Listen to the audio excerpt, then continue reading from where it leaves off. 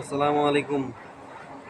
Chunarughat offset press, হ্যাঁ, সর্দার সর্দার offset press Chunarughat. এই যে ভাই বলছিলেন দাওয়াত কার্ড, এই যে 5-14 দাওয়াত কার্ড।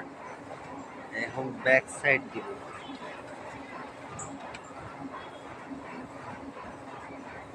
ব্যাক সাইড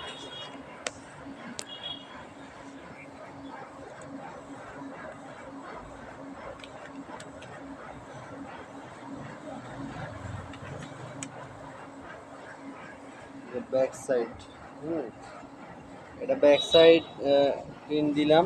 এটা একটা বের হয়েছে অবশ্য আগে।